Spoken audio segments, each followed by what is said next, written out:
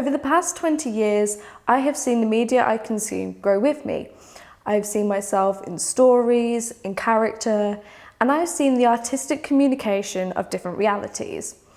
As time has shifted, we have shifted with it too, and media products have followed suit. Our awareness contributes to the media's awareness. But sometimes we may become aware of things accidentally. This can serve a much greater purpose further down the line, but in the moment, the impact it could have is unprecedented. I learned that the hard way. When I was 11, I discovered what self-harm was through a YouTube video me and some classmates had randomly stumbled across. It appeared out of the blue, and in that moment, I had been exposed to something quite frightening for my age.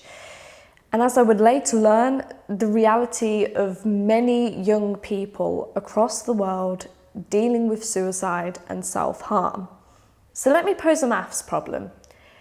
If 5 seconds of that one image hasn't left my head in almost 10 years, how long, on average, would it take for an 11-year-old to forget the 3-minute graphic suicide scene in 13 Reasons Why? 13 Reasons Why is a Netflix teen drama show based on a novel of the same name. The premise was about a teenager who had tragically committed suicide and prior to this had recorded 13 cassette tapes. Her 13 reasons why she was ending her life. But was the adaptation of suicide we were presented with, however, a carefully planned or considered representation? I personally didn't think so. It seemed that many people on social media didn't think so either, and many people I spoke to in real life shared the same concerns. This isn't the first time film and television has depicted suicide and self-harm in this manner.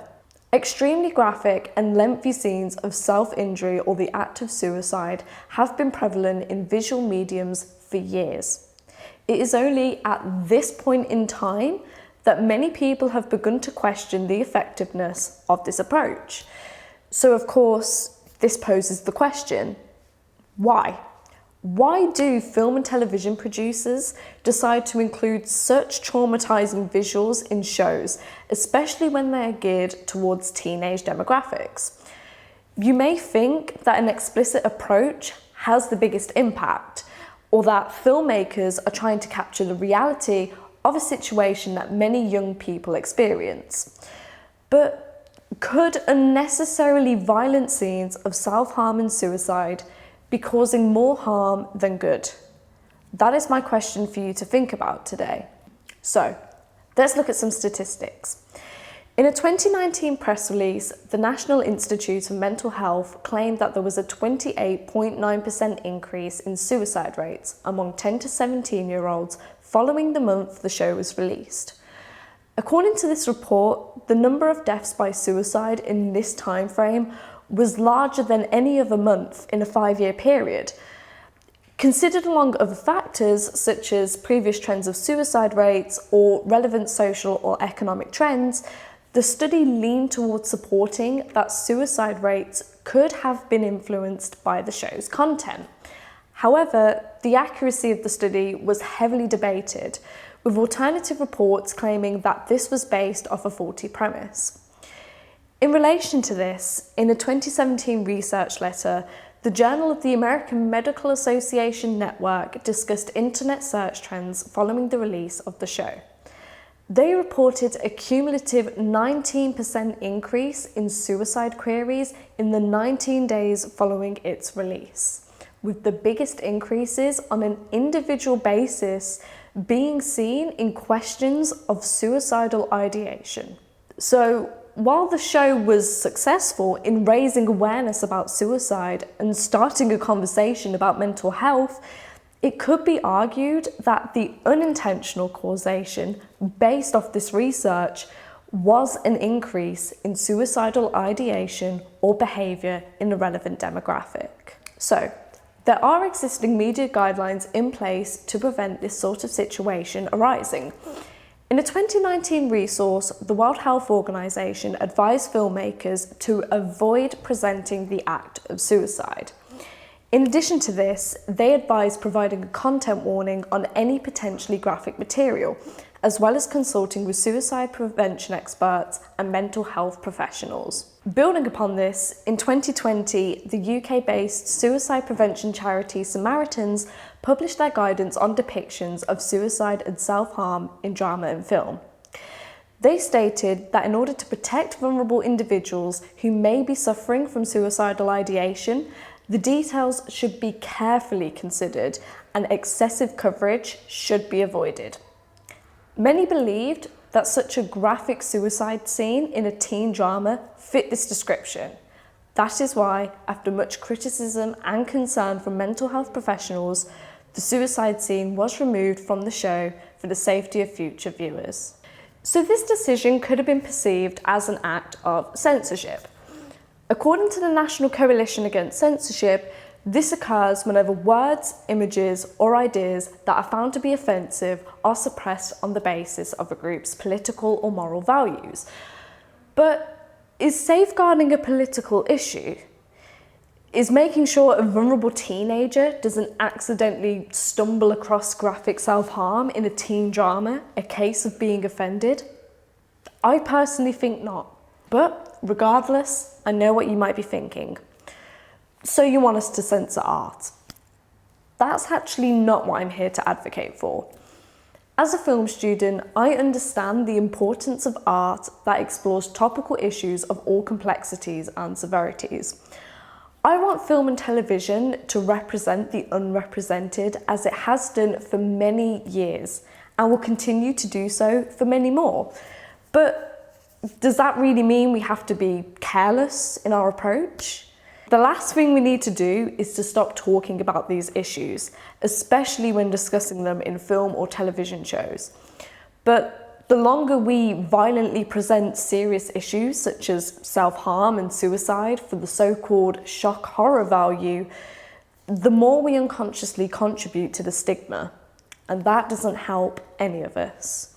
If we are to truly be the creatives we say we are, we need to start coming up with creative solutions. We have so much artillery at our disposal thanks to the art forms that contribute to the making of a film or television show.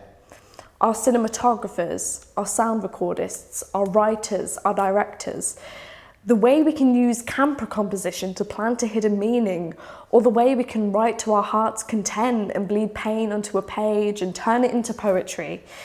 If we are to truly be the creatives we say we are, we need to tackle these issues with creativity in order to make room for accessibility. If the times are changing and the media is changing with it, then I see no excuse for why we can't change our approach. So when the advocacy for trigger warnings is too much to ask, what isn't too much to ask? How can we make sure that violent depictions of suicide and self-harm are reconsidered and a safer approach is adopted in order to protect vulnerable viewers? But before we discuss that, we need to establish what it means for somebody to be triggered in a way that we can all understand.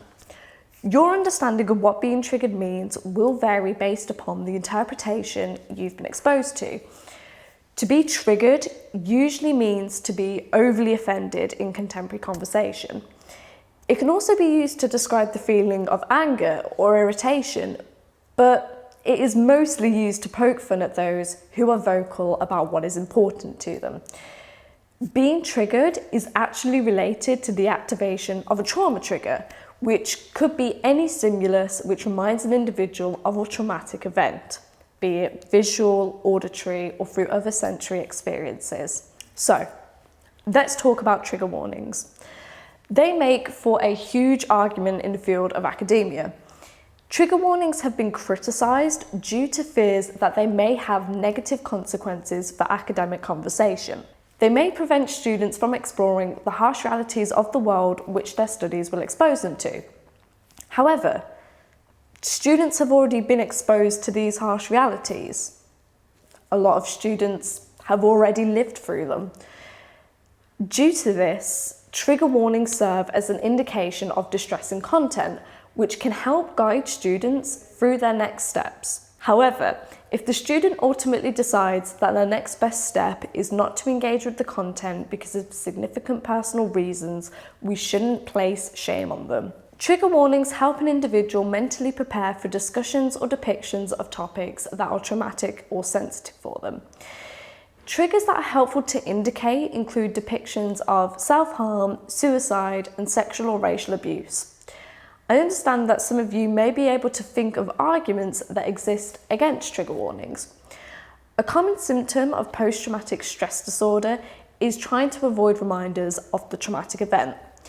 Due to this, many believe that the provision of a trigger warning encourages an unhealthy avoidance, as opposed to aiding an individual's recovery.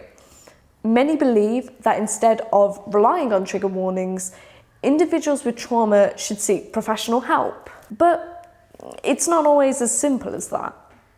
According to MHFA England, 20% of young people with mental ill health wait more than 6 months to receive care from a specialist. Suicidal ideation does not have a 6-month waiting room for you to sit in. Teenagers suffering from this issue do not have 6 months to wait. But if that isn't shocking enough for you, let me present to you an article I read a week ago.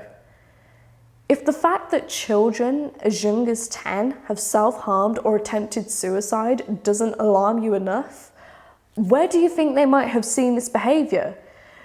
This issue runs so deeply within our society, and so many, old or young, have been impacted by these issues. And with private therapy costing hundreds of pounds and UK university wellbeing services being both overwhelmed and understaffed, I do not understand how therapy is apparently more accessible than a 30-second word of caution. I do not understand. So advocating for this issue can cause the same backlash as advocating for any other issue can cause.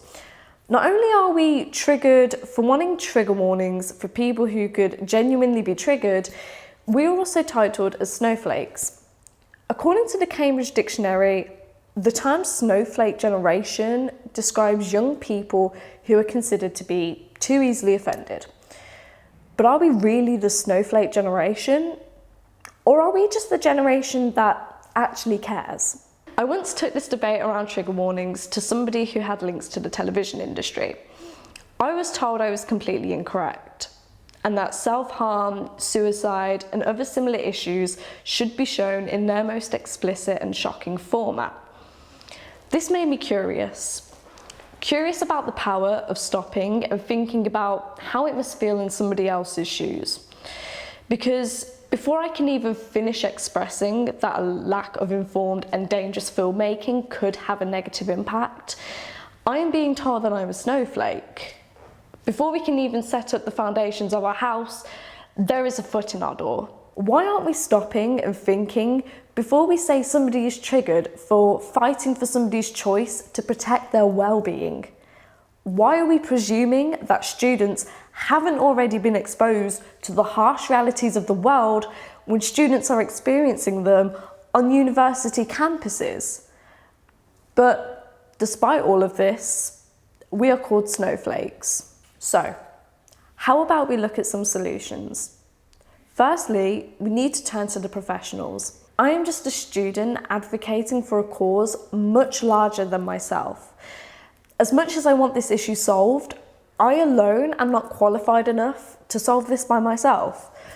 We need to open up a discourse about trigger warnings that is much more educational and insightful. We need to listen to those from both sides participating in this said discourse and reserve our usage of the terms snowflake and triggered for their respective uses. We need to advocate for change.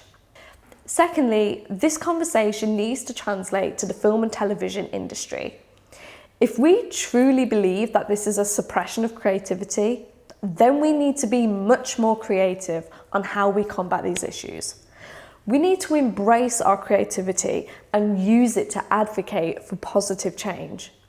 We are the masters of the art of suggestion, so let's utilise our skill sets, our technologies and our resources. Let's advocate for change. And finally, I propose the idea of a content advisor. Feel free to rework the name if necessary, but do not change what it stands for. We've seen massive advancements in this industry thanks to the introduction of intimacy coordinators.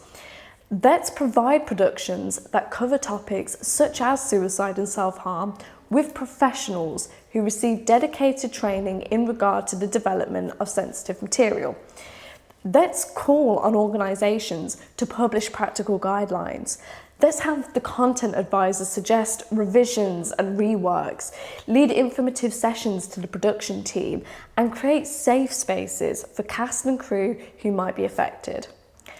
We can defeat the stigma with more creative, carefully considered and cooperative approaches, but we have to be prepared to work for it. We need to realise how much good this could do. So, if advocating for positive change, a safe approach to our filmmaking practices, and better education around mental health and how it should be presented makes me offended, then that is okay. If advocating for a student's right to say, this is too much due to personal trauma, makes me a snowflake, then that is also okay. There are many names under the sun for us who fight for the causes we believe are the right ones to defend.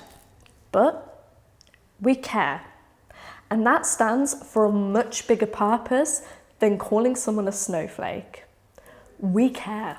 So, in regard to trigger warnings, whether you agree with me, disagree with me, or haven't made your mind up just yet, that is okay. These things take time, but with time comes opportunity. Opportunities to educate ourselves, opportunities to use an empathetic ear. It's okay if we haven't done this before. What matters is how we go forward. We have an opportunity today. There is no time like the present. Let's be creative in regards to how we can create change. Over the past 20 years, I have seen the media I consume grow with me. Today, I am asking for it to grow some more, and I am asking for the fight to become stronger. And I will continue to ask, and I will continue to advocate. That is the least I can do. Change is possible. We just have to believe in it. There is no time like the present.